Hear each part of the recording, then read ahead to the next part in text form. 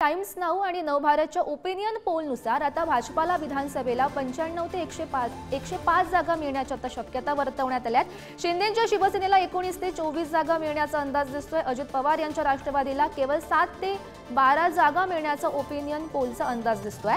Opinion पोलनुसार काँग्रेसला 42 ते 47 जागांचा तर ठाकरेंच्या शिवसेनेला 26 ते 31 जागांचा अंदाज आहे। शरद पवार यांच्या राष्ट्रवादीला ओपिनियन पोलनुसार 11 ते 16 जागा मिळण्याचा अंदाज वर्तवण्यात आलाय। ओपिनियन पोलमध्ये राज्यातील 40 ते 42 जागांवर आता ही चुरशीची लढत होईल असं सुद्धा म्हणण्यात आलंय। टाइम्स नाऊ आणि नवभारत मॅटराईजचा ओपिनियन पोल हा समोर आलेला आहे आणि त्यामधून ही माहिती समोर आली आहे।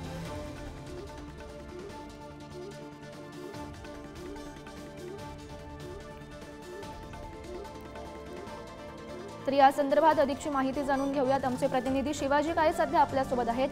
शिवाजी, आपण पाहतोय टाइम्स नाऊ आणि नवभारतचा ओपिनियन पोल हा समोर आलेला आहे, काय अधिकची माहिती मिळते या संदर्भातली? खरं तर पाहिलं तर लोकसभा निवडणुकीमध्ये अनेक संस्थांचे जे ओपिनियन पोल होते त्याचबरोबर एक्झिट पोल होते हे सर्व जनतेने खोटे ठरवले होते आणि अक्षरशः सर्व जे लोकशाहीच्या माध्यमांसमोर लोकांसमोर जे पोल्स मांडले होते ते धारातीर्थी पडले होते असं म्हटलं तर वावगं ठरणार नाही। त्यानंतर आता हा महाराष्ट्राच्या विधानसभा निवडणुकीच्या पार्श्वभूमीवरती नवभारत टाइम्स आणि टाइम्स नाऊच्या यांनी केलेला हा सर्वे आपल्या समोर येतोय आणि या सर्वेमध्ये जे आकडे समोर येत आहेत त्यामध्ये भाजप आपला स्ट्राईक रेट जो आहे तो कायम ठेवताना पाहायला मिळत आहे आणि मतांची टक्केवारी देखील 25% आसपास त्यांच्या सोबत आहे। त्यानंतर जर पाहिलं तर राज्यातील दुसरा मोठा पक्ष हा काँग्रेस होताना पाहायला मिळतोय। मात्र ज्या पद्धतीने महायुतीचा स्ट्राईक रेट आपल्याला पाहायला मिळतोय तर काठावरचं बहुमत हे महायुतीला पाहायला मिळते। शिंदे यांच्या पक्षाला देखील ज्या पद्धतीने 20 पेक्षा अधिक जागा दाखवलेल्या आहेत त्यानुसार जर पाहिलं तर महायुतीमध्ये मोठा भाऊ म्हणून भाजप असेल, त्याचबरोबर दुसरा पक्ष हा एकनाथ शिंदे यांचा पक्ष असेल असं आपल्याला पाहायला मिळतंय। तर अजित पवार यांना अवघ्या 7 ते 14 जागा मिळतील असं दाखवण्यात आलेलं आहे। दुसरीकडे जर पाहिलं तर महाविकास आघाडीमध्ये काँग्रेसला 42 ते 47 जागा दाखवण्यात आलेल्या आहेत। मात्र शरद पवार यांना ज्या पद्धतीने कमी जागा दाखवण्यात आल्या ते 23 ते 28 आहेत। गेल्या वेळेस शरद पवार यांच्या 50 पेक्षा अधिक जागा आपल्याला पाहायला मिळत होत्या। तर दुसरीकडे जर पाहिलं तर आता आणि उद्धव ठाकरे यांच्या पक्षाला 26 ते 31 जागा दाखवण्यात आलेल्या आहेत आणि त्यांचा जो मतांचा टक्का आहे तो शिंदेपेक्षा अधिक आहे हे आपल्याला पाहायला मिळते। कारण मतांच्या टक्केवारीत जर विचार केला शिवसेनेला ठाकरे गटाला 17.6% मतं मिळतील असा अंदाज व्यक्त करण्यात आलेला आहे तर शिंदे यांच्या पक्षाला 14.2% अशी मतं मिळतील असा अंदाज व्यक्त केला आहे। मात्र मतांची टक्केवारी जी आहे त्याच्यामध्ये भाजप सरस आहे, त्यांना 25.8% मतं मिळतील असं सांगण्यात आलेलं आहे। दुसरीकडे जर पाहिलं तर काँग्रेसला 18.6% मतं मिळतील असा अंदाज आहे।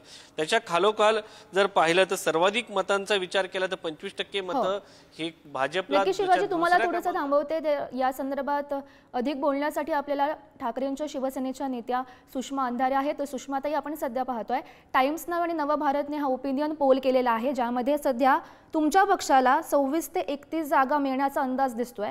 तुमची पहिली प्रतिक्रिया यावर?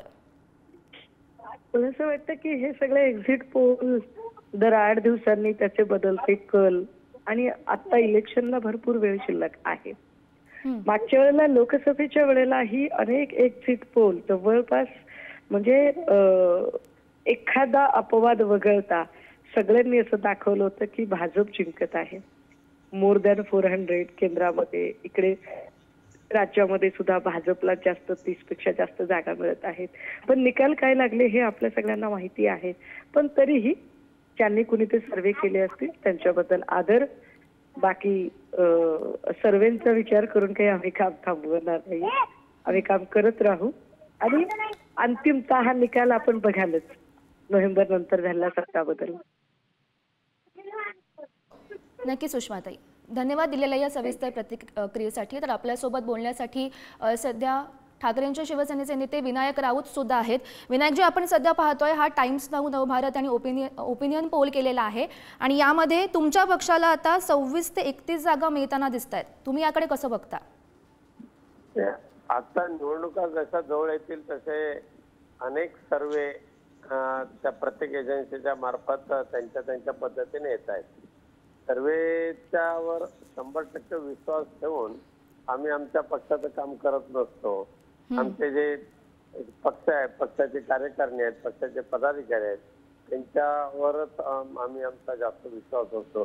त्यामुळे नक्कीच येत्या विधानसभेच्या निवडणुकीमध्ये विनायकजी, मात्र आपण पाहतोय की ते या पोलनुसार शिंदेच्या शिवसेनेपेक्षा तुम्हाला जास्त जागा मिळत आहेत, मात्र महाविकास आघाडीमध्ये तुमचा पक्ष आता मोठा होताना दिसत नाहीये. महाविकास आघाडीमध्ये शिवसेना पक्ष हा मोठा होणारच कोणत्या परिस्थितीमध्ये, केवळ सर्वेवर अवलंबून न राहता प्रत्यक्षात जो रिझल्ट येईल त्यावेळेला आपल्याला माहिती पडेल नोव्हेंबर मध्ये. हो विनायकजी, जेव्हा आपण सर्वेचं जो चित्र बघतोय याकडे बघता मुख्यमंत्री पदाचा चेहरा नेमका कसा तुम्ही देणार आहात? कालच आमचे पक्षप्रमुख उद्धवजी ठाकरे साहेबांनी या मुख्यमंत्री पदाच्या चेहऱ्याबद्दल स्पष्टता केलेली आहे. त्यामुळे मुख्यमंत्री पदाच्या चेहऱ्यावरून महाविकास आघाडीमध्ये कोणतेही मतभेद होणार नाही. विनायकजी, आपण पाहतोय काँग्रेसला जास्त जागा दिसत आहे तुमच्या महाविकास आघाडी पक्षाकडून, त्यामुळे काँग्रेसचा मुख्यमंत्री पदाचा चेहरा होऊ शकतो का? एकदा तिन्ही पक्षाचे नेते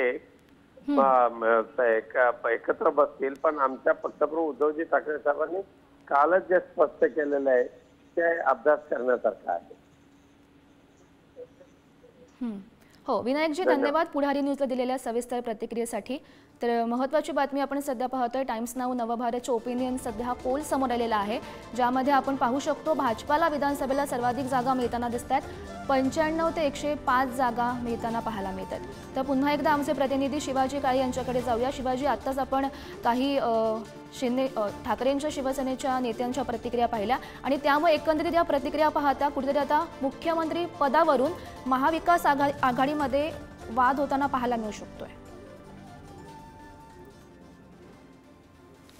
अगदी म्हणजे ज्या पद्धतीने उद्धव ठाकरे दिल्लीत आले होते त्यानंतर कालचं त्यांचं स्टेटमेंट आपण जर पाहिलं तर त्यामध्ये महत्त्वाचा मुद्दा हा दिसत नाही महाविकास आघाडीमध्ये की निवडणुका कशा लढायच्या आणि कशा जिंकायच्या, अगोदर मुख्यमंत्री कोण हे ठरवा असं त्यांचं म्हणणं आहे. एकंदरीत जर पाहिलं तर मागचे 5 वर्ष मुख्यमंत्री पदासाठी 4 भिंतीमध्ये जे काय बातचीत झाली त्याचं सगळं जे घडलं होतं त्याचा तोटा महाराष्ट्राला झाला. कारण महाराष्ट्र गेल्या 5 वर्ष अत्यंत राजकीय अस्थिरतेमधून गेलेला आहे आणि त्याचा फटका जनतेला बसलेला आहे. कारण जनतेने त्यांचा कौल जो होता तो निश्चितपणे महायुतीला दिला होता. 161 जागा साधारणपणे त्यावेळेस निवडून आल्या होत्या. मात्र ऐनवेळेस त्यांच्या 4 भिंतीत काय ठरलं होतं हे जनतेला माहिती नसतं. राजकीय पक्ष 4 भिंतीमध्ये बसून काय ठरवतात हे निवडणुकीच्या अगोदर जर स्पष्ट केलं तर लोकशाहीसाठी अधिक चांगलं असेल. शिवाजी, तुम्हाला थोडंसं थांबवते तर आपल्यासोबत बोलण्यासाठी शरद पवार गटाच्या नेत्या विद्या चव्हाण आहेत. विद्याताई, आपण पाहतोय टाइम्स नाऊ नवभारतचा ओपिनियन पोल सध्या समोर आलेला आहे, ज्यामध्ये तुम्हाला जवळपास 23 ते 28 जागा मिळण्याचा अंदाज दिसतोय. म्हणजे तुम्हाला अजित पवार यांच्या राष्ट्रवादी पक्षापेक्षा जास्त जागा मिळताना आपण पाहू शकतो. तुम्ही याकडे कसं बघता? नाही, मला असं वाटतं हा ओपिनियन पोलला काही एवढं महत्त्व देण्याचं कारण नाहीये, कारण यांनी भाजपला 105 पैकी 95 जागा दाखवलेल्या आहेत.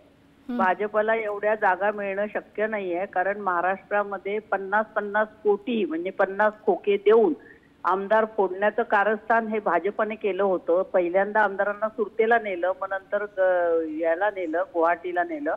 त्यामुळे भाजपचं खरं रूप लोकांपुढे आलेलं आहे आणि आता ज्या प्रकारे हिंदू मुस्लिम दंगे घडवण्याचं षडयंत्र भाजप करते आणि सकल हिंदू म्हणत ढोंगी हिंदू भाजपचे रस्त्यावर उतरलेले आहेत, नितेश राणे आणि यांच्यासारखे. त्यामुळे यांची मतं आणखीन कमी होताना दिसतील आपल्याला ह्या 2 महिन्यामध्ये.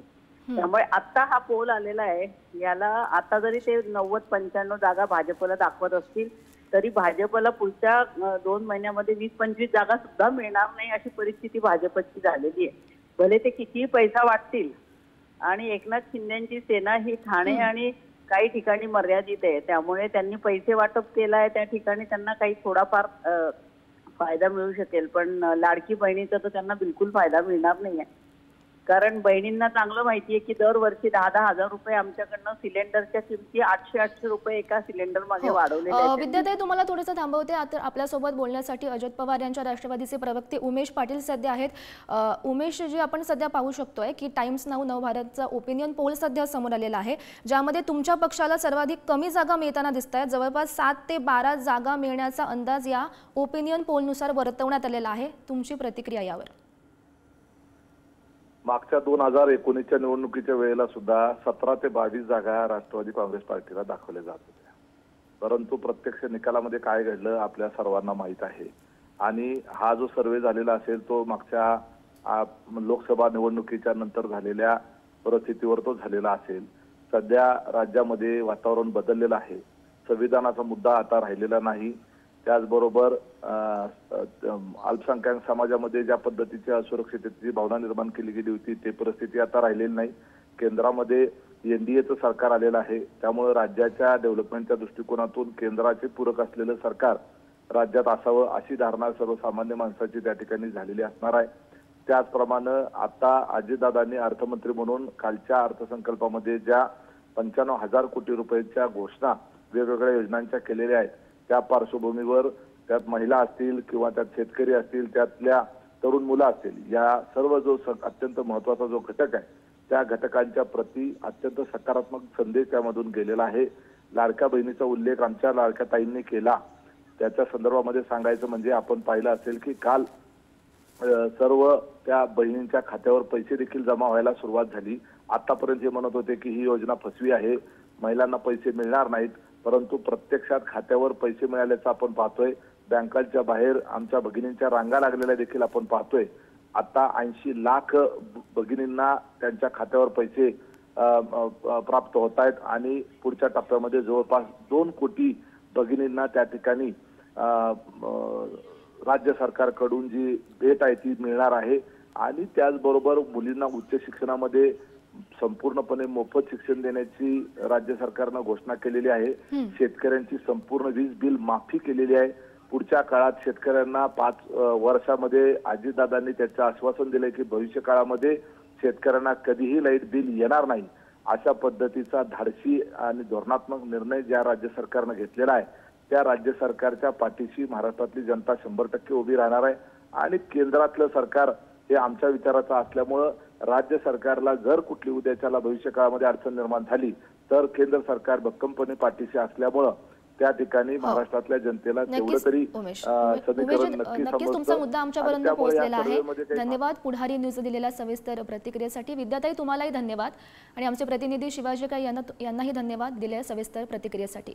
तर महत्त्वाची बातमी आपण सध्या पाहतोय. टाइम्स नाऊ नवभारतच्या ओपिनियन पोलनुसार सध्या हा सर्वे समोर आलेला आहे, ज्यामध्ये भाजपाला विधानसभेला जास्त जागा सध्या मिळताना दिसत आहेत.